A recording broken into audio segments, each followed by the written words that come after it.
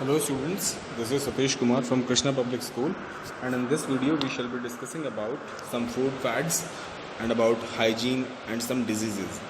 So students, food fads क्या होते हैं? Food fads misconceptions होते हैं फूड के बारे में, मतलब एक तरह से हमारी गलत अंडरस्टैंडिंग होती है, ये कह सकते हैं, एक गलत इन्फॉर्मेशन होती है जिसके बेसिस पे हम अपना माइंड सेट कर लेते हैं। जैसे यहाँ पे कुछ मिसकंसेप्शंस दिए हुए हैं।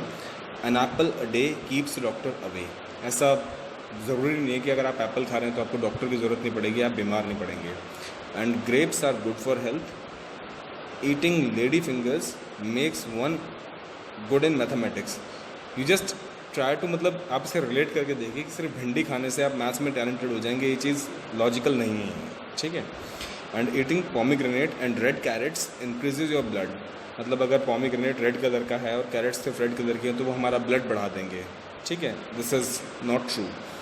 सो स्टूडेंट्स, कभी भी जो फूड फैट्स होते हैं they are not true, because क्योंकि हमारा जो we are the people think that कि अगर हम एक्सपेंसिव फूड खा रहे हैं तो उससे हमें ज़्यादा स्ट्रेंथ मिलेगी या हमारी ग्रोथ ज़्यादा अच्छी होगी, बट ऐसा नहीं है।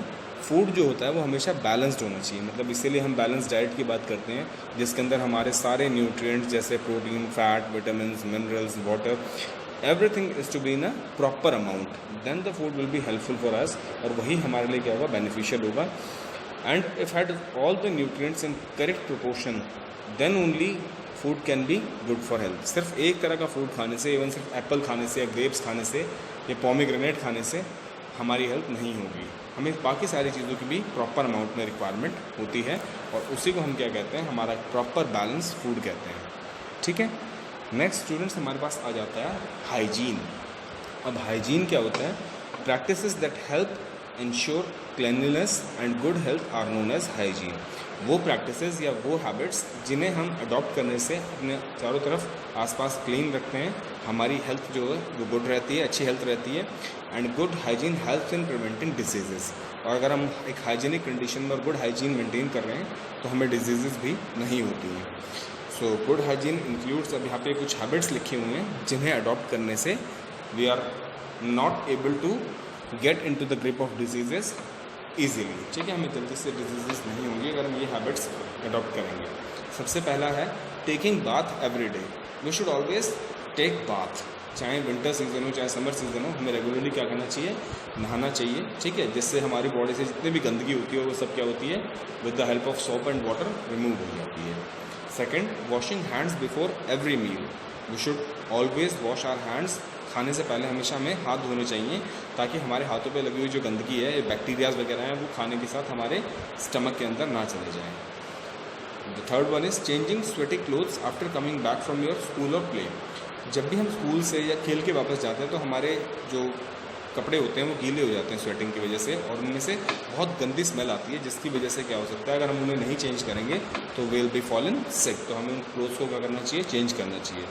Brushing teeths properly with toothbrush and paste every morning.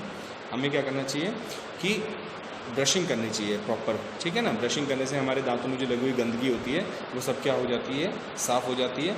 And it should be done twice a day, मतलब सुबह उठ के और रात को सोने से पहले हमें ब्रशिंग करनी ज़रूरी है अपने टीथ्स की। Washing our hands after going to the toilet with soap. जब भी हम टॉयलेट यूज़ करते हैं उसे यूज़ करने के बाद हमें हमेशा अपने हाथ टॉयलेट से, मतलब टॉयलेट यूज़ करने के बाद सोप से प्रॉपरली वॉश करने चाहिए, चाहे वो हैंड वॉश हो या फिर कुछ भी हो, ठीक है। Keeping our surroundings clean. जहाँ पर भी हम रहते हैं, चाहे वो हमारा घर है या स्कूल है, हमें अपने आसपास के सराउंडिंग्स को क्लीन रखना है। कहीं पर भी गंदगी या कूड़ा वगैरह को जमा होने नहीं देना है। अगर ये सब चीज़ें वहाँ पे जमा होंगी तो बाद में ये सब कारण बनेंगे डिसीज़ का। Regular exercise and rest are also very important. हमें रेगुलरली एक्सरसाइज करनी चाहिए जिससे हमारी बॉडी फिट रहे, और क्योंकि एक्सरसाइज करने के बाद या काम करने के बाद हम थक जाते हैं तो हमारे लिए रेस्ट भी बहुत इंपॉर्टेंट है और हमें रेस्ट भी करना चाहिए। Wearing clean clothes. हमेशा हमें साफ़ सुथरे और धुले हुए अच्छे कपड़े पहनने चाहिए जिससे कि हमारी बॉडी हाइजीनिक रहे और हमसे एक गंदा ऑर्डर या एक ख़राब स्मेल हमारी बॉडी से रिलीज़ ना हो, ठीक है students. So these are the habits with the help of which we can maintain a good hygiene. अब हम बात करते हैं डिजीज़ेस के बारे में। डिजीज़ेस क्या होती हैं? Any deviation in normal functioning of our body is called disease. Deviation मतलब कोई भी चेंज आ जाना हमारी बॉडी के नॉर्मल फंक्शनिंग में, उसे डिजीज़ कहते हैं। This may be due to some microorganism, ये किसकी वजह से हो सकती है, कुछ माइक्रो ऑर्गेनिज्म की वजह से हो सकती है जिन्हें हम जर्म्स कहते हैं, और माल फंक्शनिंग ऑफ आवर बॉडी, और हमारी बॉडी के कुछ इंटरनल प्रॉब्लम की वजह से हो सकती है जिसकी वजह से बॉडी ठीक से एक्ट नहीं कर पाती है। Diseases causing organisms are known as pathogens, जिन ऑर्गेनिज्म से हमें डिजीज़ होती है उन्हें पैथोजेंस कहते हैं। और डिजीज़ हमारी दो टाइप की होती हैं, communicable diseases and non communicable diseases. तो सबसे पहले हम नॉन कम्युनिकेबल डिजीजेज के बारे में बात करते हैं। कम्युनिकेबल डिजीजेज वो होती हैं जो एक इंडिविजुअल से दूसरे इंडिविजुअल में ट्रांसफ़र हो जाती हैं, और नॉन कम्युनिकेबल डिजीजेज वो होती हैं जो ट्रांसफ़र नहीं होती हैं। तो सबसे पहले हम नॉन कम्युनिकेबल के बारे में डिस्कशन करते हैं। The diseases which cannot be transmitted from one person to another are called non-communicable diseases. Example: vitamin deficiency diseases, all mineral deficiency diseases and heart diseases and diabetes. मतलब जो हमारे internally होती हैं या जो हम एक इंडिविजुअल से दूसरे इंडिविजुअल को ट्रांसफ़र नहीं हो सकते, उन्हें नॉन कम्युनिकेबल डिजीज़ कहते हैं। जैसे किसी विटामिन की डिफिशिएंसी की वजह से होने वाली डिजीज़, या किसी मिनरल की डिफिशिएंसी की वजह से होने वाली डिजीज़, या हार्ट डिजीज़ या डायबिटिक डिजीज़, ये ऐसी डिजीज़ हैं जो एक इंडिविजुअल तक ही सीमित रहती हैं और फर्दर ट्रांसफ़र नहीं होती हैं। अब there are many minerals which are essential to us, ऐसे बहुत सारे मिनरल्स हैं जिनकी हमें बहुत ज़्यादा ज़रूरत है, और उनकी कमी होने की वजह से हमारे अंदर डेफिशिएंसी डिजीज़ हो सकती है हमें। एंड उनमें से कुछ यहाँ पे आपको देखिए टेबल में गिवन भी हैं। अगर कैल्शियम और फॉस्फोरस की डेफिशिएंसी हो जाती है हमारे अंदर, तो हमें क्या प्रॉब्लम हो सकती है, हमारी बोन्स डिफेक्टिव हो सकते हैं और हमारे टीथ्स भी टूट सकते हैं। और इसका सोर्सेज क्या हैं, मिल्क एंड मिल्क प्रोडक्ट्स। अगर हम मिल्क और मिल्क प्रोडक्ट्स अच्छे से खाएंगे तो कैल्शियम या फॉस्फोरस की हमारी बॉडी के अंदर कमी नहीं होगी। और अगर आयरन की कमी हो जाती है हमारी बॉडी के अंदर, तो उससे हमें जो डिजीज़ होती है वो होती है एनीमिया।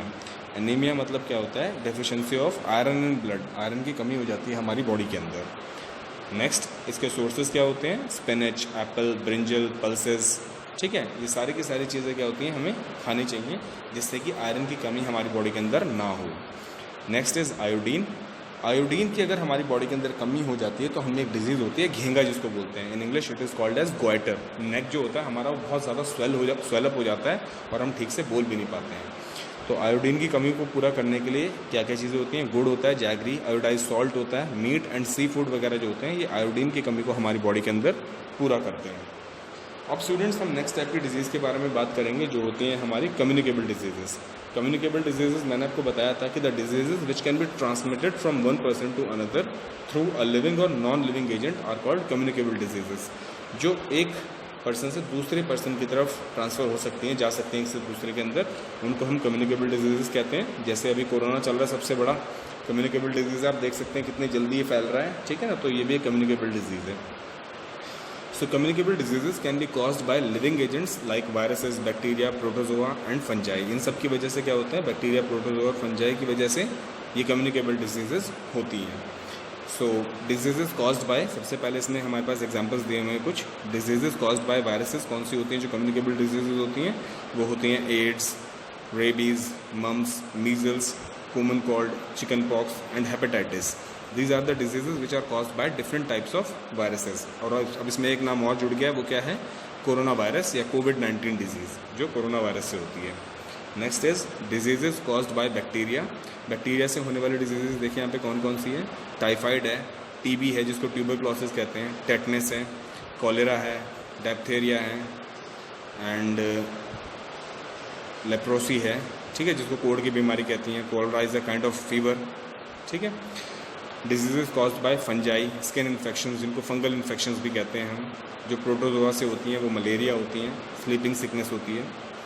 इंसेक्ट से फैलने वाली बीमारियां कौन सी होती हैं, जैसे हाउस फ्लाई से टाइफाइड फीवर हो जाता है, कॉलरा होता है, रैट फ्ली प्लेग से, ठीक है, रैट से प्लेग वगैरह होता है। तो these are the diseases caused by insects. Communicable diseases can be caused by living and non living agents. Living और नॉन लिविंग एजेंट्स दोनों की वजह से हो सकती है। एंड नॉन लिविंग एजेंट में ट्रांसमिशन के जो सोर्सेज होते हैं वो क्या होते हैं, एयर, वाटर और सॉइल। एयर, वाटर और सॉइल के थ्रू क्या हो सकती है, जैसे मान लो कहीं एयर आ रही है किसी इन्फेक्टेड पर्सन से टच होकर और वही एयर में हमने सांस ले लिया, तो हमें भी हो सकती है ये। They only transmit the disease from one person to another but not actually causing the disease. बस ट्रांसमिट करते हैं, ज़रूरी नहीं कि वो डिजीज़ हो ही जाए उसे। Disease transmitted by air are called airborne diseases. जो डिजीज़ एयर से फैलती हैं उन्हें हम एयरबॉर्न डिजीज़ कहते हैं, जैसे common cold, TB, measles, water borne disease कौन से होते हैं? वाटर बॉर्न जो पानी से फैलती हैं, जैसे टाइफाइड, कॉलरा, जॉन्डिस, और कुछ डिजीज़ जो डायरेक्ट कॉन्टैक्ट से फैलती हैं वो होती हैं एड्स और हेपेटाइटिस बी। इन सब के लिए, इन सबको रिमूव करने के लिए क्या होता है, हमें अलग अलग तरह के मेथड्स और अलग अलग तरह के ट्रीटमेंट्स करवाने पड़ते हैं। Okay students, thank you very much for listening me so far.